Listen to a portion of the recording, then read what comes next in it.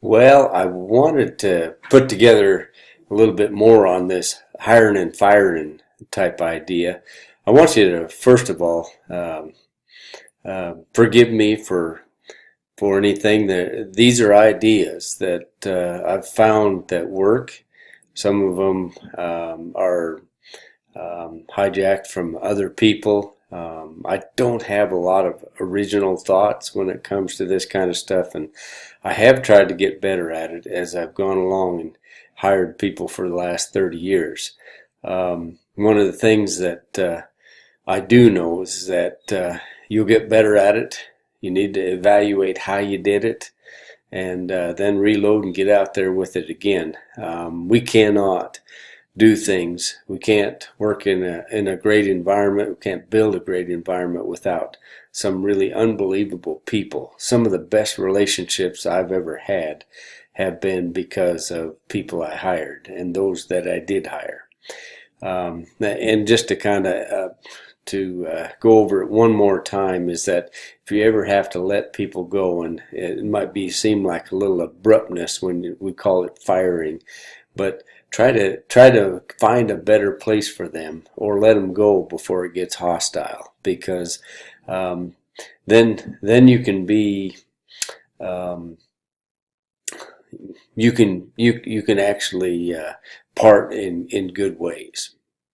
So anyway, here's to go on. This will be part two of this hiring and firing type of thing. And again, I'm still learning this kind of stuff, and just after being frustrated for about 10 years and saying I really never want another employee and that sort of thing, for the next 20 years. I've actually had some of the best teams that I can even imagine because of some of these things that we've employed, and we've had to do a lot less of the firing or letting go than one would believe in that time as well. So 12 components to a great hire. Okay, first of all, thoughtfulness. If you're a person of faith, that means that you pray. If you're not, then you put a lot of thought into it ahead of time. And you want to, first of all, think about and document what kind of person you want. And these things we're going to talk about, if you don't have a mission statement in order to direct you down your path, then it's going to be really, really hard. So we're going to go right back to the mission statement. Deciding what people is very much a decision as well. So employing some of those techniques we talked about in the last lesson on decision making is essential in order to make a great fit with your company. Okay, so B is covered. C is the company culture. What kind of culture do you want to create, or have you created around there? And will these people fit? Most of the time we really talk about is character, integrity, honesty, openness, relationships between people, and those kinds of things. You are going to set the actual lead for any of those kinds of things. People will follow if you are leading in those respects, and you set the tone for the culture of the organization. And you should be searching for people that can be molded or are in that kind of a mold as far as an employee goes. Answer, what kind of person don't I want to hire? So you may have the most fantastic person that seems on a resume and in person to fit the job, but they may be more than what you can handle. They may not be a good fit, even though, I mean, it just looks like your business is going to be on steroids once you hire this person. Sometimes those are the worst kind of people to hire, and in fact, they can go on and be very successful with other kinds of companies, but not yours. But make sure that you're going to be a good fit for that particular person. Okay, number 2, advertise and get referrals.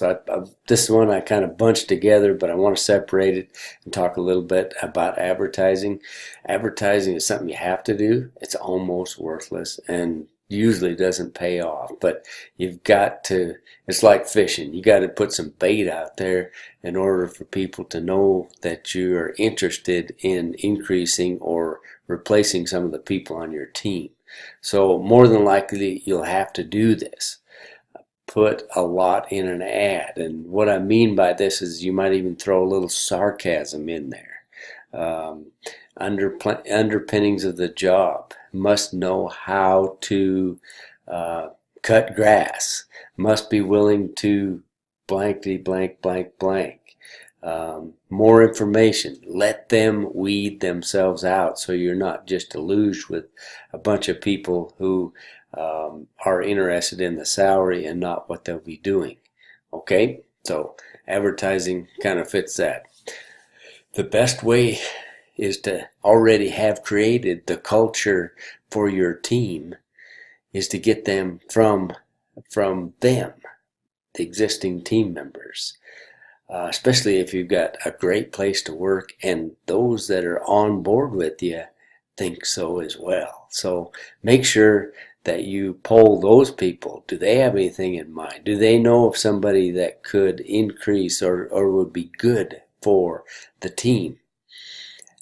Don't be afraid to pay a cash bounty. All they are, if they bring you somebody great that's going to be a great thing for your organization, then it's going to be costly to find those kind of people. Typically, you have to go through not only through the interview process a whole bunch of people, but you may have to hire and let go several people. Very expensive, as we pointed out. Very costly to the business. So they're going to know if you are a great business, have a great culture, and that sort of thing. So others in the same industry or contacts may be a really good place to go as well. Okay, make all of these, if there's a cash bounty or some kind of a referral bonus, make sure that they're contingent on making it through your probationary period too. So don't set yourself up for paying people that are not going to be successful. Okay, just think it through, go slow, as we've talked about through this whole thing, and tweak it. If you don't have an exact policy, then right from the beginning just say, we're formulating this, and there's going to probably be some changes to it as we learn.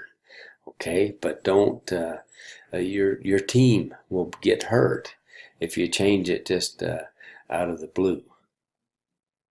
Okay, short drive-by interview. First thing, it can be a 15 or 30 minute type of a quick interview, but it can be even shorter. All you want to do is to get them on the phone, more than likely, get them talking about themselves, how they see themselves, what's their missions, what's their goals, and that sort of thing.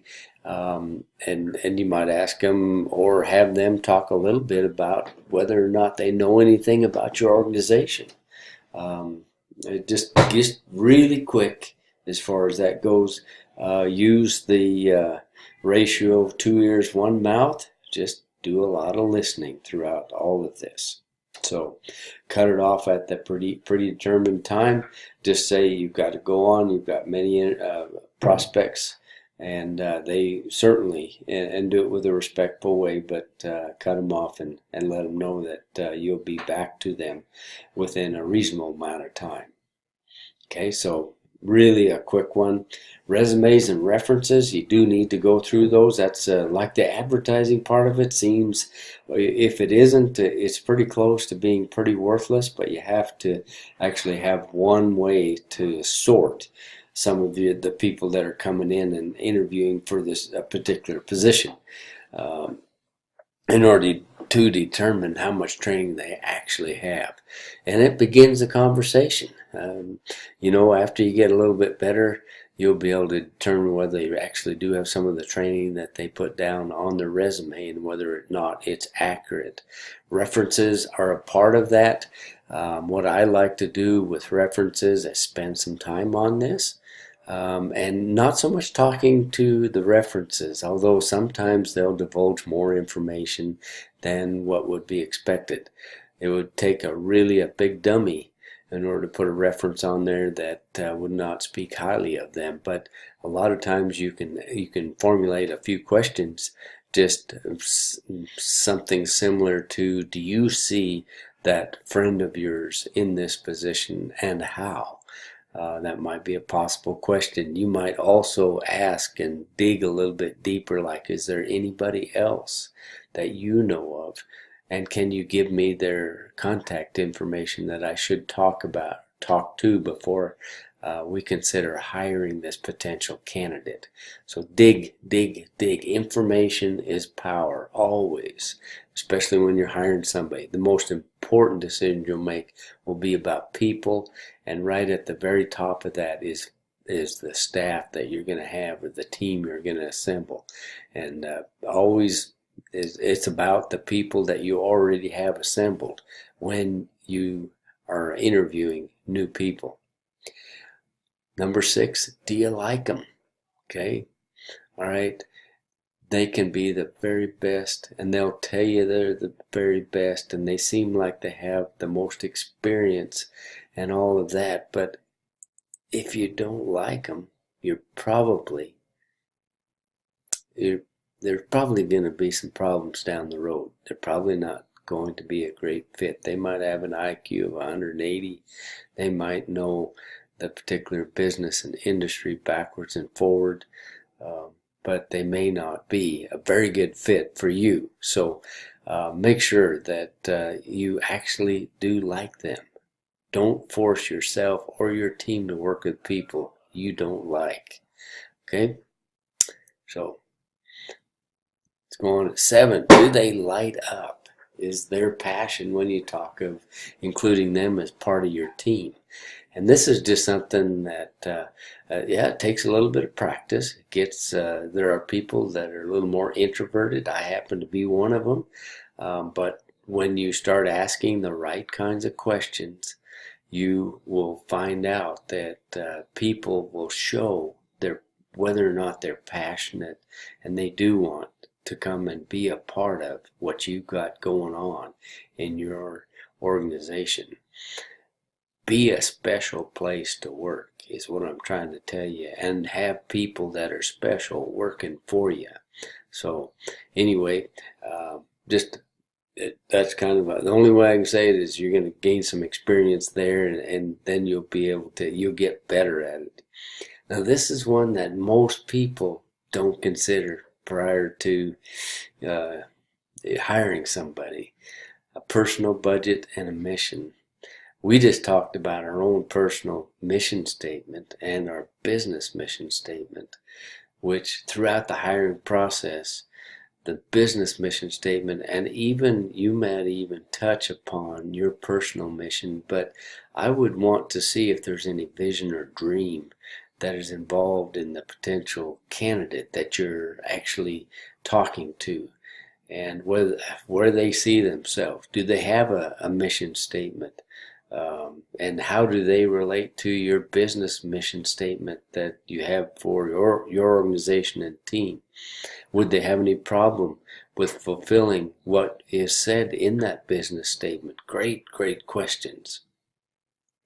The first part of this, which I think is really, really important, and it doesn't mean you don't hire somebody that is financially insolvent or doesn't know how to budget and those kinds of things, but it's inherently more difficult to work with people that are in trouble financially, or they have other troubles as well, but we'll get into some of those a little bit later on. But people that are having problems financially usually don't make good team members. That's why in our case, and it's something that Dave Ramsey does with all of his people. Of course, he teaches proper budgeting, wise budgeting, wisdom, those kinds of things. So I mean, he allows his people to go through that course, and they don't have to have had those kinds of things in order to fit in and be hired, but they're going to be immersed in it from the first day on. So anyway, that shouldn't be a hurdle for anybody. And I would say this is probably one of the biggest problems with new hires and younger people that might be in that fix, is that a lot of times they don't know how to budget the resources that they have, or they find themselves in a really deep hole, and it affects the actual outcome or how they work for you and how they work with the people you have around here. So you might be able to help them. Like I was pointing out, we have actually offered Financial Peace University to a large number of our employees, and some of them recognize that and take us up on that as well. So anyway, it's just tougher to work with them. It should be a part of the interview process, and one of the things that you can certainly do is check on their credit and see if they're behind, those behind on any payments. It just goes to integrity and character and those kinds of things. So a budget and being able to practically not be part of that drama in those people's lives. I mean, everybody's got drama, everybody's got family, but the less of it that you have to deal with, you and your team again, the better off you're going to be. Okay. The personal budget and mission, just to put what is their personal mission would be a great question. And does it fit? And how do they see their mission or vision, if they don't have one written down, being part of our company mission? Great questions to ask in an interview. Okay, compensation calculation, benefits, and policy review at some point. And, if you were to ask me how many times you need to interview somebody, it's going to be a little bit different for every single business, depending on where the business is and that sort of thing. But again, my whole mantra and this whole thing is to actually slow down, do multiple interviews. We're talking 6 to 10 interviews total. Some of them may not even feel like an interview, but just being around them to figure out whether or not, like a few back, we said you need to like them. Okay, well, you need to be put into situations where you can determine that too.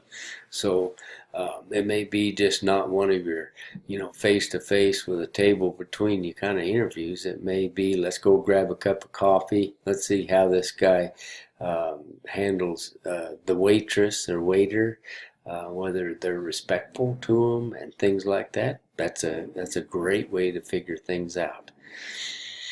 Okay, go over our core values: honesty, openness, open door policies, responsibility, accountability, all those kinds of things. Cover that within, and multiple times. These are things that any and all your team members involved in the interview process can cover more than once.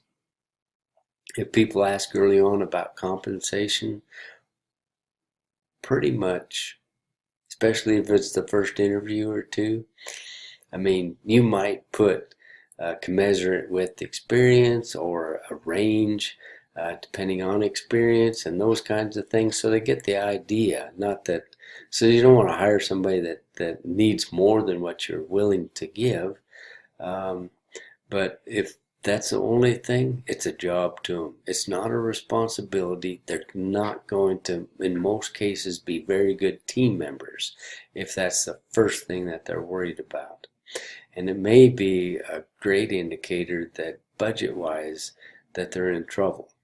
Okay, so some indicators there. Again, it may not be based solely on one thing, and it shouldn't be. But if too many on the negative side are adding up, you need more than somebody that's going to be a warm body. Okay, I've hired many of those in my early days, and generally, 99 out of 100, and that's pretty good odds they don't work out. Okay, they need to be concerned with what they're going to do for the team and your business first, primarily, rather than the compensation. Key results areas. Okay, this is something I've given some examples right in the course. So if you want to take a look at those are just a one page, and those are the exact things that the employee will be responsible for. Once you've gotten into the interview process, then you can show these to them. One of the examples that's in here, which I really love, is that it's a secretarial type of position, but says you will greet people with a smile on the phone, and things like that. I mean, that's one of their responsibilities. You will be in charge of the nutrition for the horses while working for us in this position. Blah blah blah. Just real close. This is not. It's an example of a one-page job description, key results areas, but just so that they can memorize this thing, and so that they can. It's called having your team win as individuals. If they can memorize what they're supposed to do, and if they can recall them, and it's done in a simple way, then they will be way better off. How do you write these things? You better have your mission. Seems like I keep repeating myself, but through this whole process, mission, mission, mission. Take your time, take your time, take your time. Anticipate, anticipate, anticipate.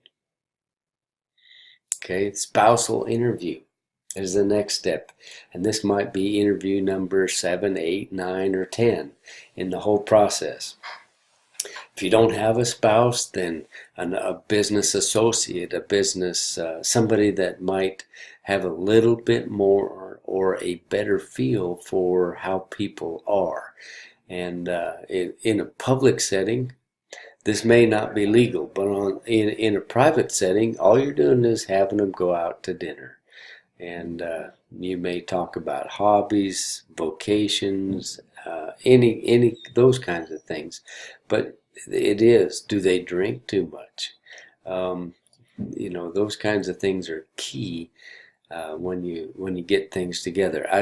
I have to say that my wife is probably more in tune in the beginning and meeting people, so that I use her very extensively in this process, because somebody may have made the cut almost to the end, and it's so important that I put them in front of my wife so that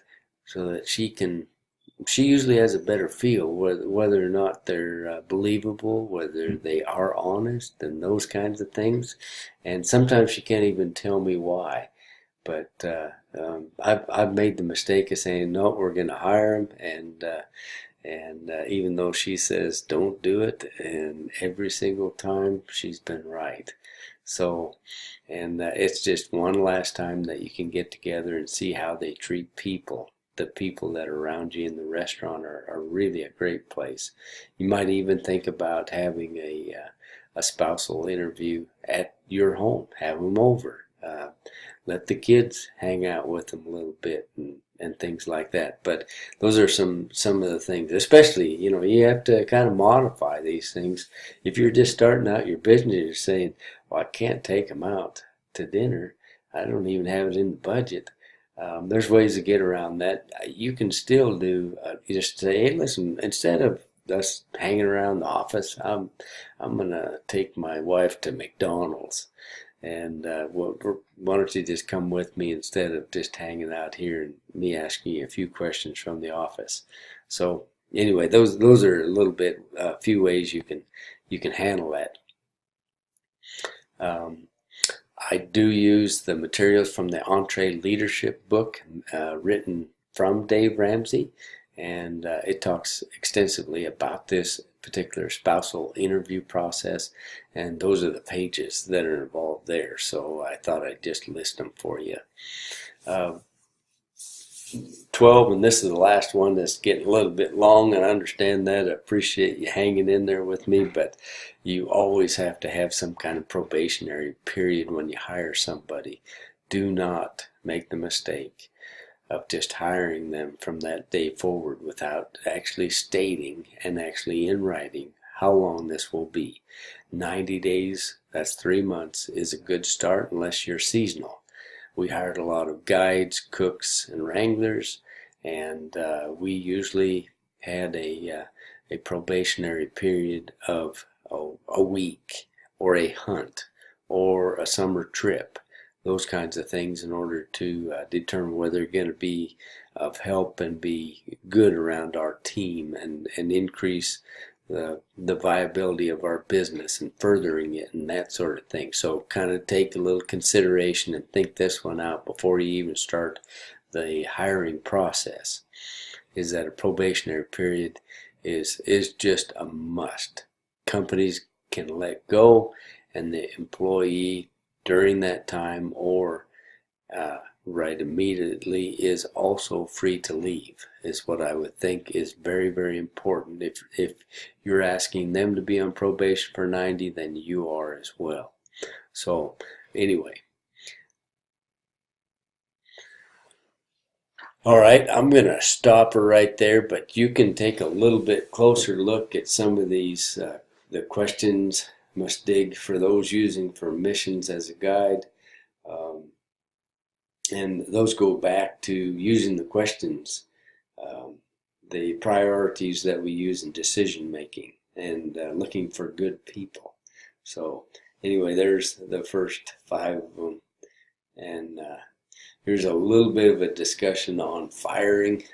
If you do great hiring, which is a practiced art again, then firing kind of takes care of itself. At the very least, most employees that are not making a good fit are going to feel awkward enough to leave on their own. There's always going to be the exception to that, and you're going to have to deal with it, and the sooner the better in all those kinds of things. I think of some of the worst kinds of things, the delayed decision to let somebody go and let them be free to go on to do what they need to do, go to the place they need to be, has probably haunted me more in my business career than anything else. And it's the fact that we just didn't do it soon enough. Be as kind and gentle as you possibly can. If you want to keep a relationship, you may rely. Some of the people that I've had to let go, I have great relationships for.